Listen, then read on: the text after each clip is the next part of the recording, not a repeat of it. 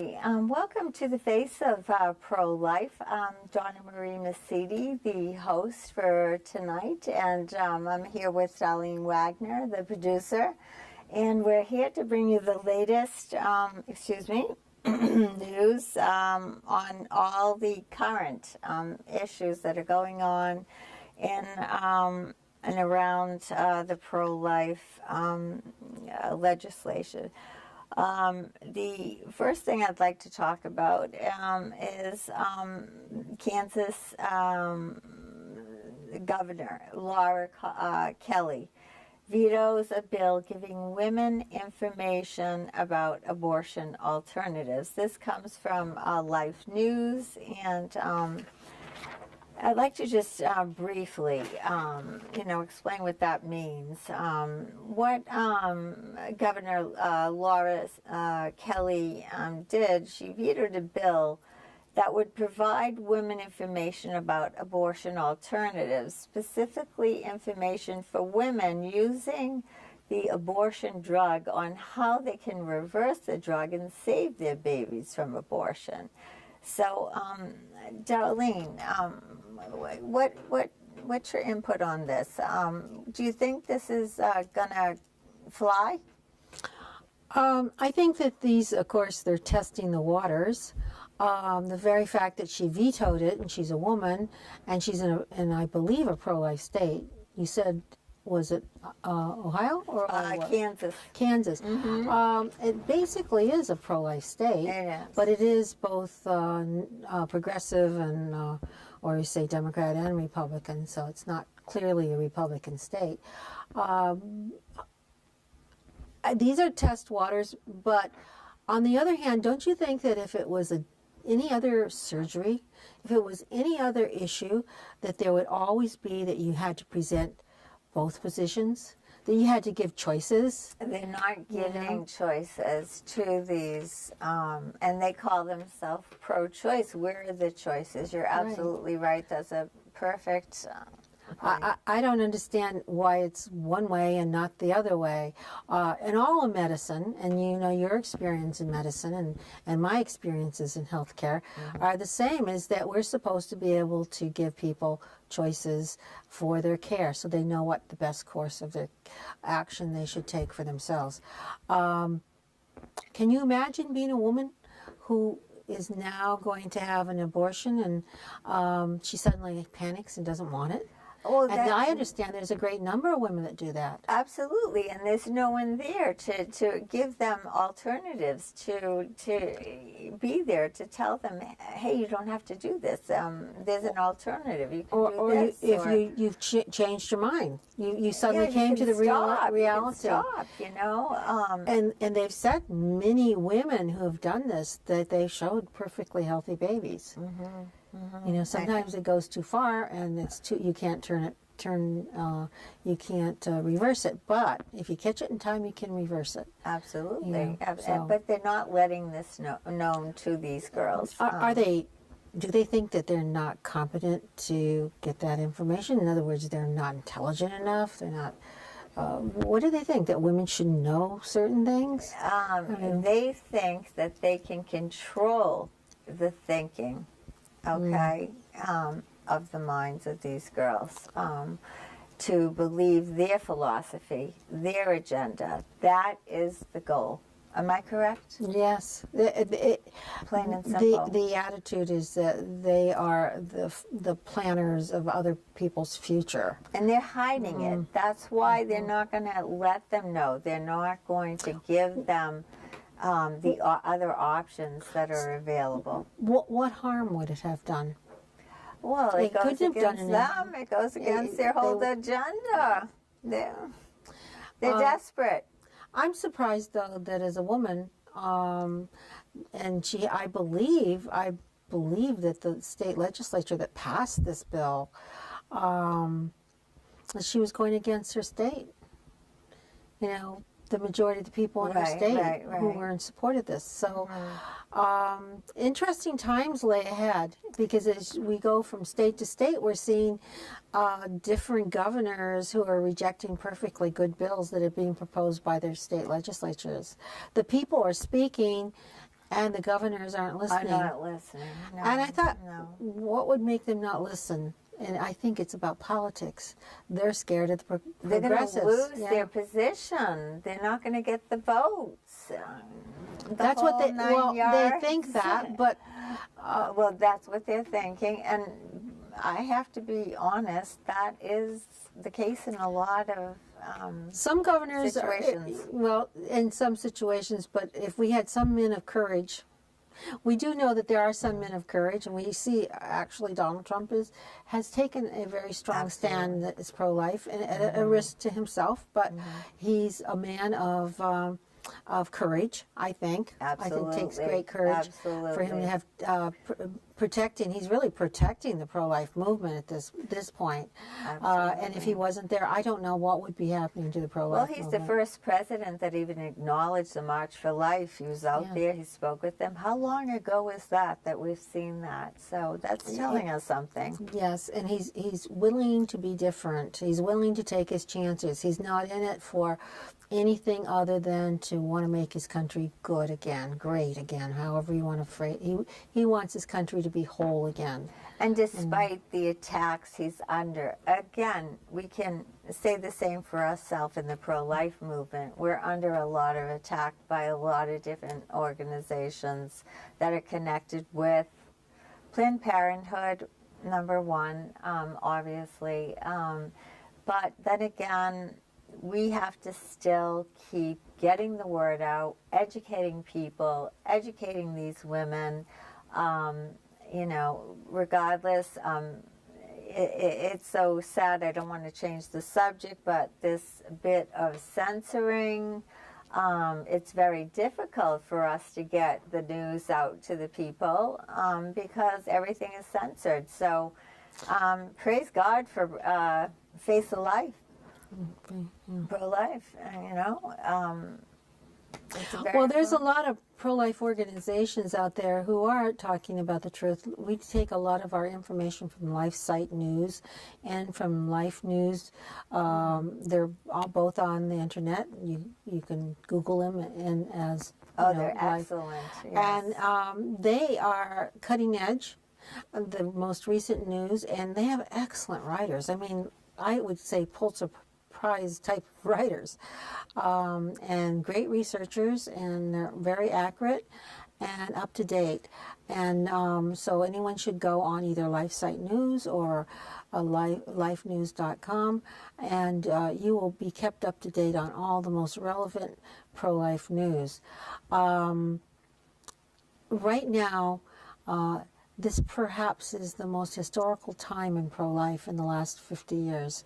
Since the onset of Roe versus Wade, this is the first time we've had so many legislatures throughout the country who are proposing the right type of bills, and there are so many legislators in different states that are proposing the most horrendous bills, the most pro-death bills that any country has ever produced. Oh, absolutely. And so we have two extremes in our country. Right now, we have a war going on over life, and obviously it's all going to end at the Supreme Court. That's the final. So Last straw. choose your sides. I choose on the side of life. I choose on the side of the new life, the unborn child. I choose on the side of helping pregnant women and caring about pregnant women. And I think everybody is going to be seeing this play out in the next 5 years. Extreme turmoil within the state legislatures in this country. Until we can change the Supreme Court, you know, then we've got to get some people out of there that are, you know, pro-choice and solid pro-choice. That's important. It really is. Well, the ones that are pro-choice aren't really not constitutionalist. The Constitution speaks to life. How else?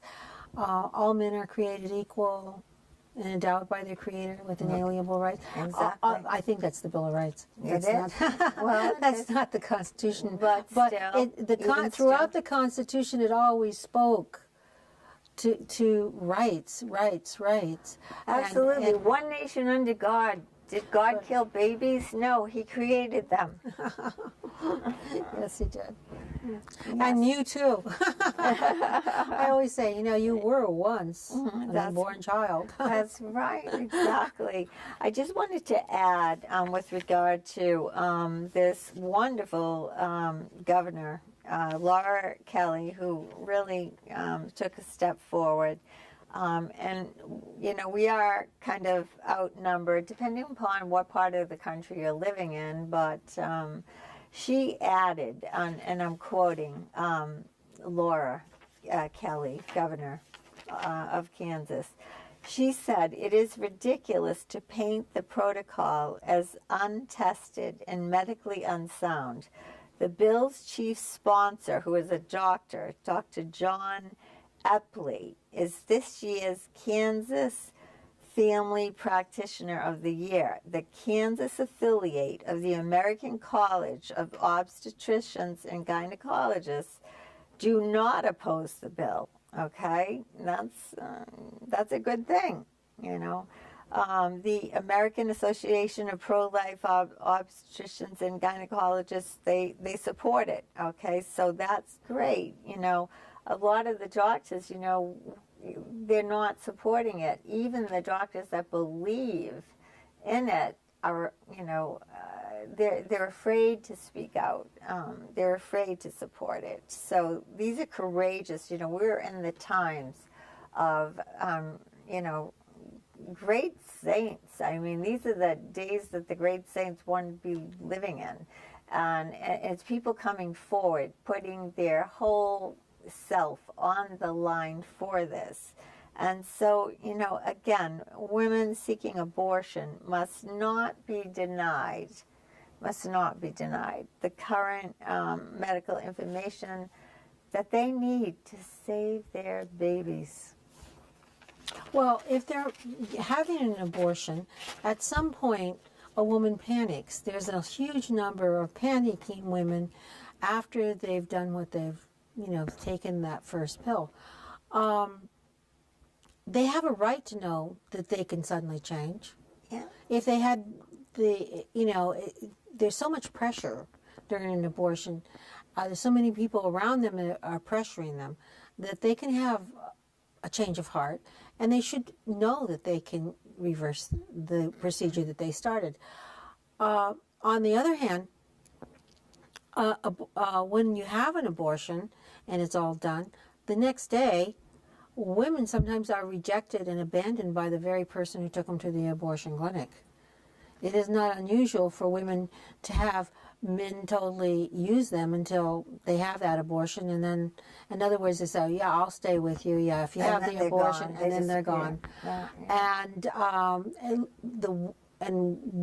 I just dealt with someone who, in that case, was just continually crying because they not only lost their child, they did it for the father of the child, and they lost the baby too. Yeah.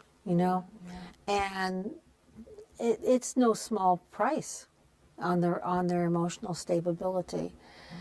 So I think that there should be at least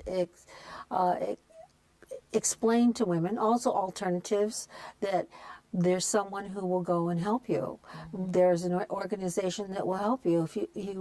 If you go to Planned Parenthood, they don't say that to you. They don't say, "We'll support you during your pregnancy." Right. They didn't say that we'll get a crib for you, or we'll get a wardrobe for you, we'll get an apartment for you. Right. But your pro-life organizations do say that. Right. And so I think that there's certain responsibility on the part of the when an abortion is done, that for them to know as well that they have choices, and the states should be proposing bills like that, because it's the same thing.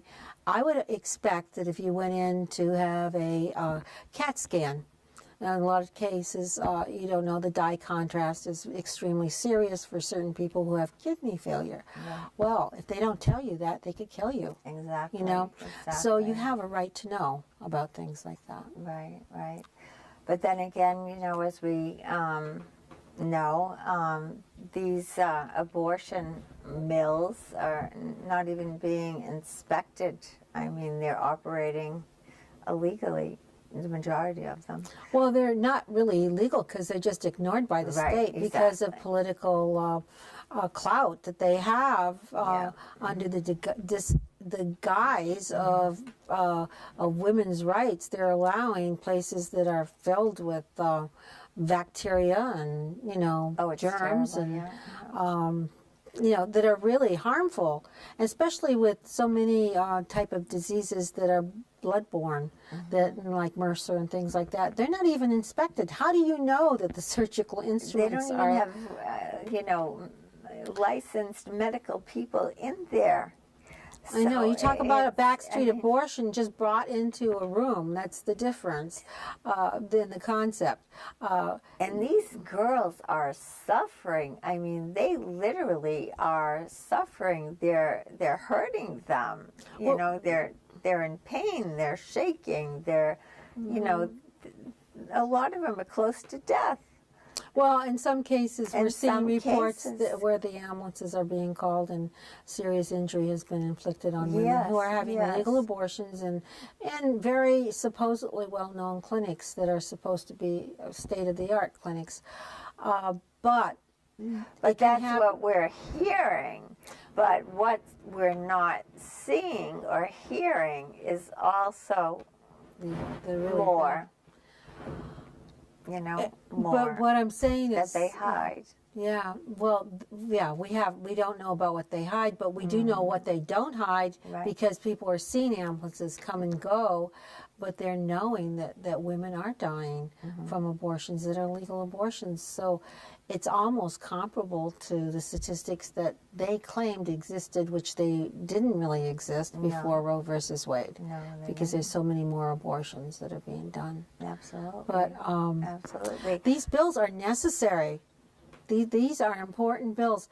I can't wait until 5 years from now when we start to see some benefits from all these good bills that are coming. The heartbeat bills, Yeah, the ultrasound yeah. turn the ultrasound around. I don't think most people know that when an ultrasound is done at an abortion clinic, they never show it to the girl. It's never meant for the person who's having the abortion to see it. Exactly. And so, in exactly. fact, they won't let them. Oh, no, they won't, don't yeah, allow to turn it around. So. Absolutely. Absolutely. I want to move on to, again, taken from Life News, which Darlene said is an excellent source, along with LifeSite.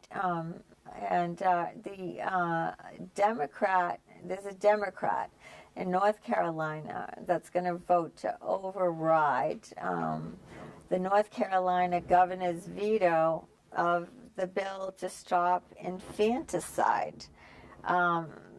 This is the latest as of April 22nd, Charlotte, North Carolina. A black Democratic lawmaker from North Carolina said he will vote to override Governor Roy Cooper's veto of a bill to protect newborn babies from infanticide. Okay, again, that's wonderful. I mean, we need, this is what we need to see more of this. We need to see them, acting and fighting back. Fighting for the lives of these babies, fighting for the lives of the mother. I think he makes in his statement that even though he understands and he believes that if a woman makes the choice to have an abortion, that was their right, but he points out that the child is born alive, and if it's gone through an abortion and is born alive, that it has a right then to be cared for medically. He makes Absolutely. that distinction. Yes, he does. And that distinction is important to that child that will be born alive. You know, and so if more Democrat legislators who are pro-choice but can understand that there is a point in time in which you say no more. Right. You know, that this Right. child deserves to live considering he's been born alive, and that he shouldn't be. It's infanticide, but it's also, at that point, I would say murder. It is murder. And Plain it's and murder simple, it's to- murder. Yeah, you wouldn't do that to a kitten. No, you wouldn't. Oh, my goodness, you wouldn't. And, you know, it says he's 1 out of 5 Democrats who joined the Republicans in voting, okay, for the State Born Alive Abortion Survivors Protection Act. So, again, we need to get these, you know, get on these.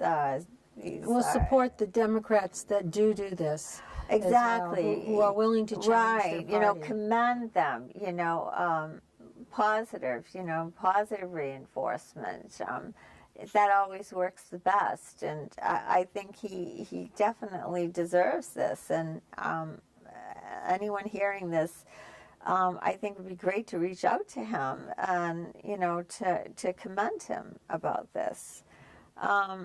It'll be interesting to see what the Democratic Party does to him. Oh boy. Well, we know about that one. Yes, we will see that will come. Again, you know, we know this state Senate bill, 359 it's called, would require abortion workers to provide the same level of medical care to an infant born alive as you had said. And a botched abortion that would any other infant born would be given the chance to live, to be hospitalized, to get further care. You know, so very important. I can't believe that people just can't see this. It's so cut and dry. Any more comment on that, Darlene? Well, I think we're going to be going through one legislature after another legislature, and this issue is going to be coming up. It's not coming up in the state of Connecticut because they already abolished any of the laws in the state of Connecticut. So we don't have, they don't have to change the law. It's already been changed here, and it was changed more than 20 years ago, unfortunately. Yeah. But otherwise, I'm sure this legislature would be taking up the same issues of the other Democrat legislatures.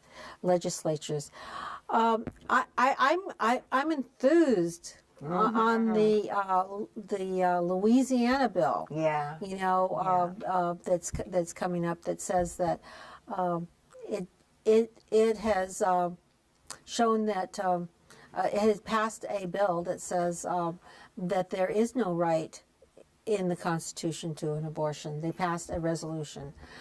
So I wonder if that resolution is going to be how it's going to be challenged. So Right, and we're hoping that that will move from state to state. yes, I would love to see that one in this. I would love to see That'd it be proposed wonderful. in Connecticut. I would like to see a rally outside of the state capitol with people charging forward and saying that we want a resolution passed. We know it won't happen in Connecticut, but it's good to dream that it could happen. Well, it could. It's not a dream. Anything is possible with God. We need the people. We need your help. We need you to really, we're in these times again, crucial times, critical times. And we need to step forward. We need to not be afraid. And we need to make our voices heard because we are being censored. We have so much against us. But yet, if we all come together, that's so important to get out there, have your voice heard. I've never quite understood how someone can feel that their rights are important and yet they don't understand the connection between inalienability or the right because it's passed on through our previous rights that are given under the Constitution, which are given by God. In our Constitution, it says God gives us the rights. It doesn't say the state gives us the right. It doesn't say a king gives us rights. It doesn't say that our boss gives us rights. It says God gives us rights.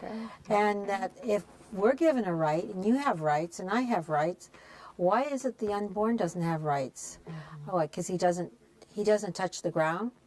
You know, when he's in utero, I mean, you know, the woman's touching the ground. I mean, what exactly qualifies you to be a citizen? Whatever is convenient for the person. Unfortunately, our culture of death has become more and more and more intense. It's more meism. It's about me. It is. It's about, you know, the self-centeredness of the person. They're not thinking about what actually is happening, that they're ending a life. So again, I thank you for joining us. Please join us again next week for the Face of Pro Life.